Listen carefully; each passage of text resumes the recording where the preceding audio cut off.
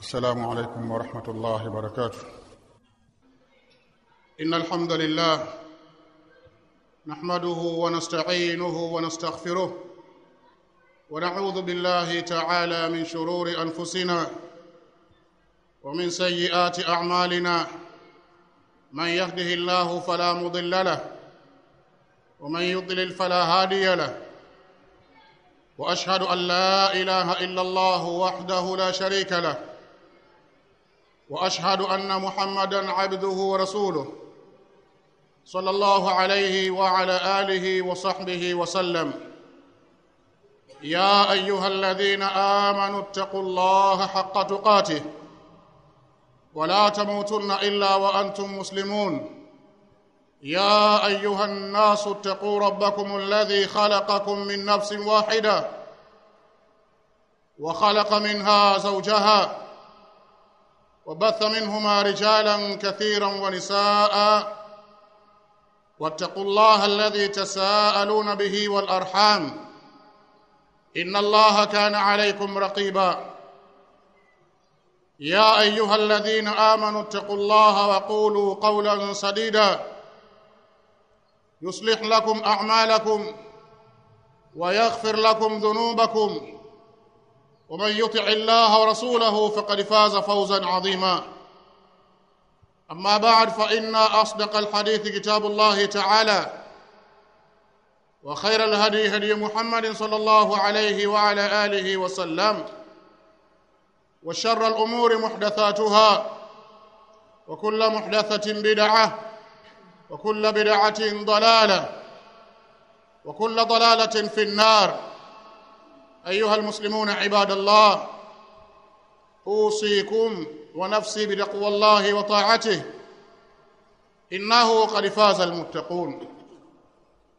Ndugu zangu Waislamu, tukiendelea na maudhui yetu ambayo takriban sasa inaelekea karibia hutuba ya 8, ikiwa na maudhui hile ya wajibu wa Waislamu sisi kuyatengeneza majumba yetu.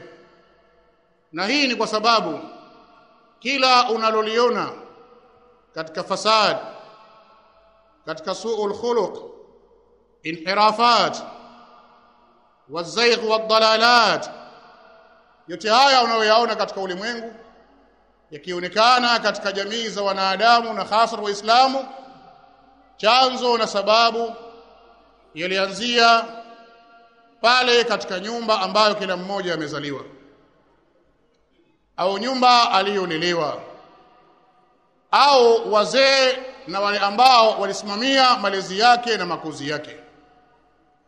Kwa hiyo shina liko huko, shina la kutengenea kwa jamii au kuharibika kwa jamii yoyote, shina lake linaanzia katika majumba ya watu. Na sisi kwa sababu ni Waislamu tunaambizana maneno ambayo yanaweza kutusaidia kuweza kulidiriki hili, kwa sababu muda ambao hujafa ukaondoka duniani, bado una wakati na una time na una fursa ya kuweza kuanza kutengeneza kuanzia pale ulipopadiriki. Hali hii ya kuwaachia vijana na kuachia vizazi na generation kwamba watu waende kwa mujibu wa wakati, sasa ni zama za utandawazi, vijana au watu wana haki zao, wakaekewa mifumo ya kimagharibi ambayo anaambiwa akifikia umri wa miaka 18 ana mamlaka na ana uhuru wa kujiamulia mambo yake yeye mwenyewe. La, abadan. Kwenye Uislamu suala kusema mwanadamu amepewa huria hiyo kwamba afanye alitakalo na aache alitakalo, na kwamba yeye asiulizwe, asiingiliwe, na wala asikatazwe, na wala asiamrishwe, hayo ni mambo ambayo yako nje kabisa na dini yetu ya Uislamu. Kwa hiyo enyi Waislamu, nikianza nafsi yangu mimi mzungumzaji na wale ambao tunaosikilizana ima mubashara au katika njia za kusikiza sauti zetu, twahimizana katika jambo la kudiriki jamii zetu na hasa vizazi vyetu, kwa sababu hawa ndio baadaye kesho watakuwa viongozi katika kila sekta. Watakuwa waadhini, watakuwa maimamu, watakuwa mashekhe, hawa watakuwa walimu wa mashule na wa madrasa, watakuwa ndio watu walioshikilia nafasi kadhaa wa kadhaa, ima katika jamii au katika mataasisi au katika mashirika au katika serikali. Viongozi ambao sisi wanatusimamia, zikifika zama za kuchaguana, huwa hawateremshi kutoka mbinguni, ni miongoni mwetu sisi. Mtoto wangu, mtoto wako, ami yako, ni hivyo. Fulani akatokeza, tukasema tutampa amana, tutampa dhamana, ikiwa katika nyumba aliyolelewa na wazee waliomzaa, makuzi yake hawakuweza kumfinyanga, wakamuelekeza katika misingi ya kidini, misingi ya imani, misingi ya tabia, basi fahamu ya kwamba kila siku tutakuwa sisi tunalia na pale tulipoangukia, na hatuangalii kule ambako tulikojikwaa na kwa sababu ya kuanguka. Tulisema katika miongoni mwa sababu ya kuyatengeneza haya majumba yetu haya, ikiwa mwanamume kapata mtihani akamuoa mwanamke ambaye ni dhaifatul iman, imani yake dhaifu, basi yeye cha kufanya ni kuwa na ile i'tina wasai biislahiha, awe na kutia mkazo na kutoa bidii binafsi ya kumtengeneza mke wake.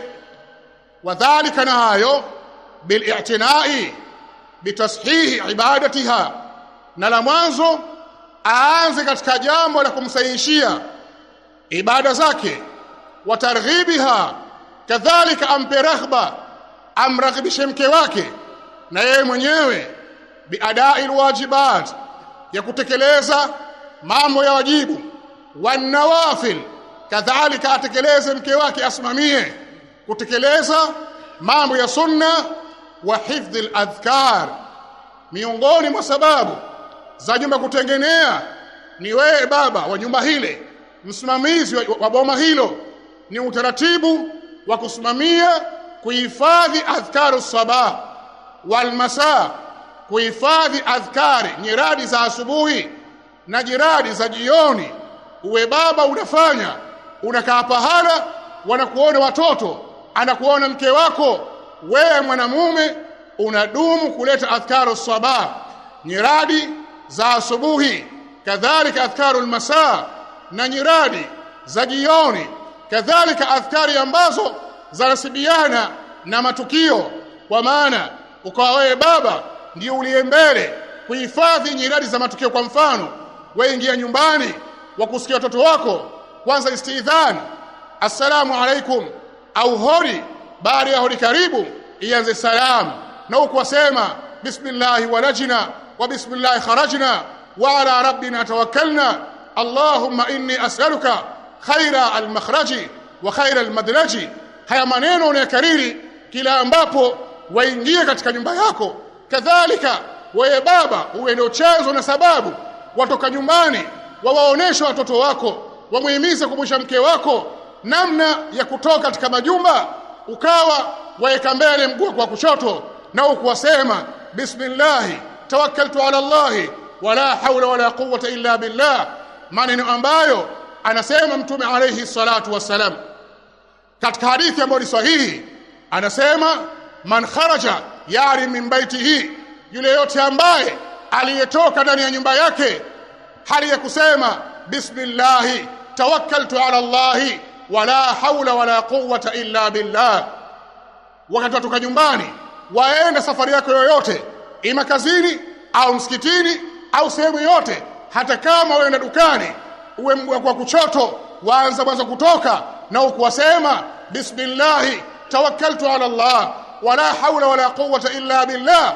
Ni dhikri ambayo tumehusiwa kuizungumza wakati ambapo twatoka nje ya majumba yetu, na Mtume anasema atakayesema dhikri hii maneno haya wakati atoka ndani ya nyumba yake, akasema pale kizingitini pale, bismillah tawakkaltu ala Allah wala hawla wala quwwata illa billah, yuqalu lahu, pale pale husemwa akaambiwa yeye, yani Allah tabaraka wa taala huwa anamleta malaika akakujibu maneno yako haya, dhikri hii, uradi huu, akaambiwa yuqalu lahu, husemwa pakaambiwa kwa mtu huyo aliyesema alipotoka nyumbani, bismillah tawakkaltu ala Allah wala hawla wala quwwata illa billah, huambiwa hudita wa kufita wa wuqita wa tanaha anhu ash-shaytan. Yuqalu lahu, huambiwa mtu huyo na malaika kwa idhini ya Allah tabaraka wa taala, hudita, wewe katika safari yako hii tayari umeongozwa, wa kufita, na umetoshelezwa katika yale uliyoyazimia unaoyaendea, wewe tayari umetoshelezwa, wa wuqita, na umekingwa na kila shari na mabalaa tayari kwa dhikri kuisema, wa wuqita, na umekingwa na kila shari. Kisha sema watanaha anhu shaytan, watanaha anhu shaytan, wakati unatoka na kipando chako, na kama una kipando pia lazimiana na adhkar kwa kusema bismillah subhanalladhi sakhkhara lana hadha wama kunna lahu muqrinin wa inna ila rabbina lamunqalibun, allahumma inni dhalamtu nafsi dhulman kathira wa la yaghfiru dhunuba illa ant faghfir li maghfiratan min 'indik warhamni innaka antal ghafurur rahim. Maneno ambayo unayasema umetoka nje ya nyumba yako, una baskeli yako, una pikipiki yako, wapanda bodaboda au bajaji au gari yako, kabla ya kuanza kuipeleka, kabla ya kuanza kuendesha, waanza na haya maneno ambayo alitufundisha nayo mtume wetu Muhammad alayhi salatu wassalam. Malaika anakuambia hudita wa kufita wa wuqita wa tanaha anhu shaytan. Wakati unatembea sasa katika mabarabara, katika chochoro, katika majia, kuna wale mashaitani ambao hukutoka nao katika nyumbani pale, ni mashaitani wa kibinadamu, mashaitani wa kijini ambao hukaa katika majia kwa lengo la kuwafanyia wanadamu, kuwapoteza na kuwatia wasiwasi. Basi anasema Mtume sallam, yaqulu lahu shaytanun akhar, kwanza barabarani, tanaha anhu shaytan, mashaitani huwa wanajitenga mbali, wakajiweka kando na wewe, kwa sababu ulipotoka nyumbani umesema bismillah tawakkaltu ala Allah wala hawla wala quwwata illa billah wa tanaha anhu shaytan. Mtume asema shaytan ajiweka mbali na yeye. Yaqulu lahu shaytanun akhar, wakati wale mashaitani wa barabarani wale wanataka wakuvamie, labda wakupige mas, wakuangushe au katika chochote, huambiwa na shaytani ambaye alitoka naye nyumbani, akasema kaifa laka birajulin qad hudiya wa wuqiya wa kufiya, utawezaje kumtia wasiwasi au kumvamia mwanadamu ambaye, mtu ambaye qad hudiya, ameongozwa, wa wuqiya, na akakingwa, wa kufiya, na akatoshelezwa. Angalia ndugu zangu Waislamu, wallahi maneno madogo, maneno mafupi sana, lakini angalia faida yake. Na hiyo dhikri Allah tabaraka wa taala ataendelea kukuhifadhi wewe na kuongoze na kukinge na kutosheleze ni mpaka utakaporejea tena katika nyumba yako. Kwa hiyo kwa mfano, watoka nyumbani asubuhi, warejea usiku, ile hifadhi ya Allah, uongozi wa Allah na Allah kutosheleza, hilo jambo litadumu kwako mpaka urejee katika nyumba yako. Yote haya ni maneno ambayo apaswa kuyasema baba, ayapaswa kuyasimamia mzazi wa nyumba, aanze yeye pale kizingitini, watoto anawalakinisha waenda mashule, waenda madrasa, awaweke kwenye kizingiti pale, aseme mdu kutoka nyumbani, awatamkisha bismillah tawakkaltu ala Allah wala hawla wala quwwata illa billah. Bismillah nendeni. Wanaambiaje tutu hawa? Kama tutawalea katika misingi ya dini na hizi adhkar tukazihifadhi katika nyoyo zetu, tukazihifadhi kuzifanyia kazi, mwanaambiaje tukiwa na yakini ya maneno haya ya Mtume sallam kwamba tupata balaa sisi katika mashule, katika siku za mitihani, wasikia shule mzima watu wachagawa, shule mzima watu na mabilisi, mashaitani katika majumba. Moja ya sababu ya maharibiko ni kwamba sisi tumekaa mbali na muongozo ambao alituletea nao Mtume wetu Muhammad alayhi salatu wassalam. Yeye ni as-sadiqul masduq. Allah anasema wama yantiqu anil hawa in huwa illa wahyun yuha. Miongoni mwa sababu za kutengeneza majumba yetu ni kulazimiana na adhkar za asubuhi na jioni, kadhalika na adhkar za matukio. Nasallallahu tabaraka wa taala at-tawfiq was-sadad. Alhamdulillahi rabbil alamin wa bihi nasta'inu ala umuri ad-dunya wad-din, was-salatu was-salamu ala ashrafi khalqihi wa imamil mursalin nabiyyina Muhammad sallallahu alaihi wasallam wa ala alihi wa sahabati ajma'in. Ndugu zangu Waislamu, kama tutaamua kuzungumzia umuhimu na faida za adhkar peke yake, ni maudhui ambayo itachukua mwezi au miezi, namna ambavyo watu wanavyopaswa Waislamu kulazimiana na adhkar. Ni ibada pekee, ni ibada pekee. Adhkar ni ibada ambayo haihitaji tohara, ni ibada ambayo haihitaji wakati maalum, ni ibada ambayo haihitaji labda uwe na elimu kubwa au labda uwe na mali. Ibada ya adhkar kumtaja Allah subhanahu wa ta'ala, kumtaja Allah subhanahu wa ta'ala ni ibada pekee inayofanywa na al-aghniya wal-fuqara wal-asihha wal-marda. Wanaifanya wale ambao wako tohara, hata al-hiyab wan-nufasa. Inafanywa na watu ambao ni matajiri na maskini, wafanya wenye vyeo na wale raia, wafanya wagonjwa na wazima. Ibada ambayo inafanywa na watu walio tohara, hata wanawake ambao wamo katika siku zao za hedhi au nifas hawakufungiwa mlango wa adhkar. Mlango wa adhkar ni mlango muhimu mno.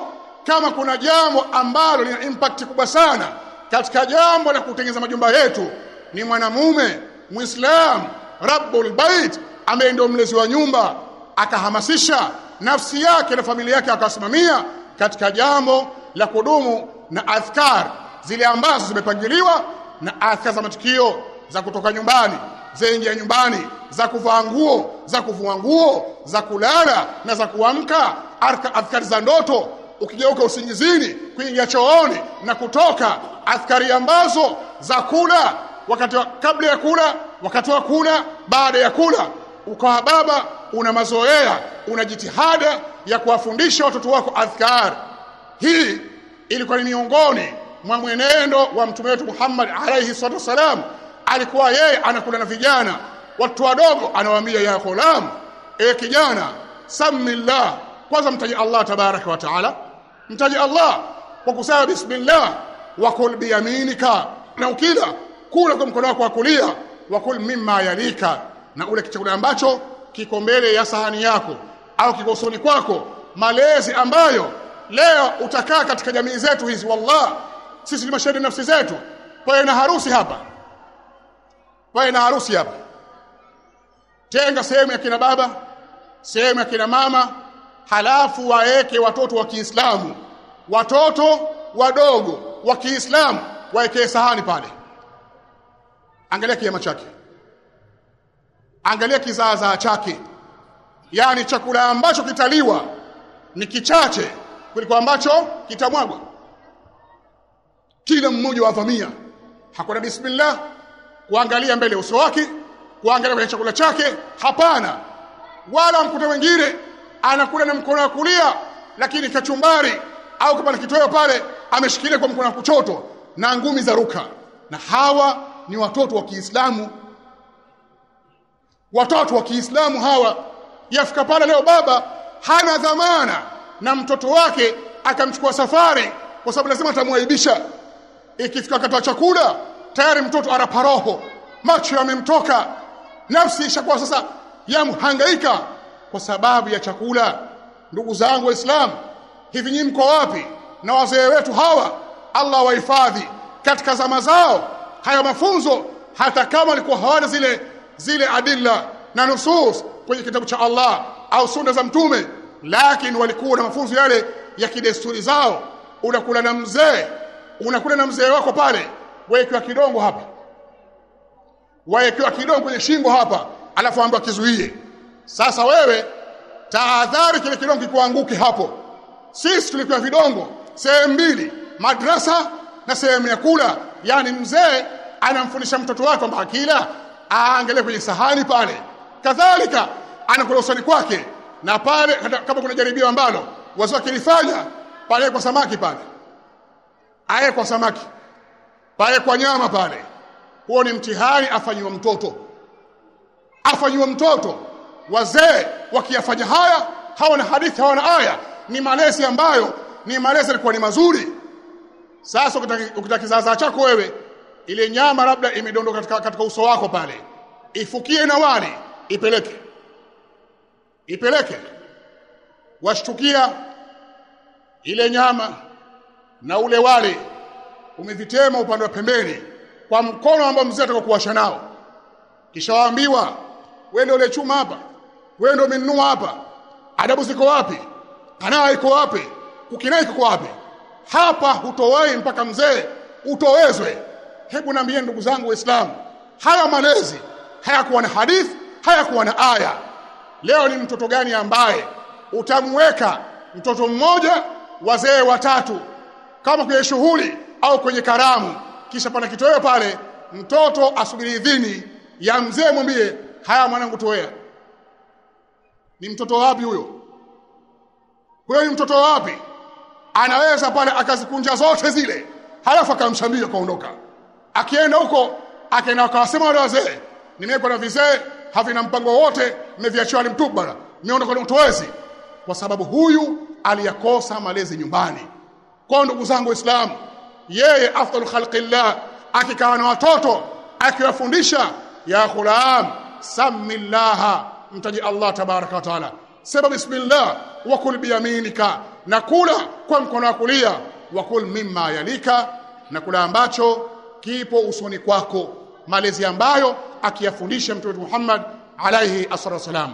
Leo wazee kila asilimia kubwa sana utaona wazee weka chakula hapa, ni chakula kisha mchele, kitoweo na viungo, kisha maliza, hakagui, hafuatilii, hasimamii namna ambavyo watoto wake wanakula vipi, kwa nidhamu gani, kwa utaratibu gani, kwa adabu gani, anakuwa hachungi. Ni kasoro ambayo tusipoirekebisha, haya mabaya, haya maharibiko, huu ufisadi utaendelea. Sababu kubwa ni nini? Nyumbani palikosa usimamizi unaofaa. Tuomba Allah tabaraka wa taala an yahfadhana wa auladana wa walidina wa mashayikhina, wa nasalu subhanahu wa taala an yuwaffiqana lima fihi mardahu. Allahumma salli ala Muhammad wa ala ali Muhammad kama sallaita ala Ibrahim wa ala ali Ibrahim, wa barik ala Muhammad wa ala ali Muhammad kama barakta ala Ibrahim wa ala ali Ibrahim innaka Hamidum Majid. اللهم ربنا تقبل منا إنك أنت السميع العليم، وتب علينا إنك أنت التواب الرحيم، واغفر لنا وارحمنا إنك أنت الغفور الرحيم، ونجنا من الهم والغم والكرب العظيم. ربنا آتنا في الدنيا حسنة وفي الآخرة حسنة وقنا عذاب النار. وصلى الله وسلم وبارك على نبينا محمد وعلى آله وصحبه وسلم، والحمد لله.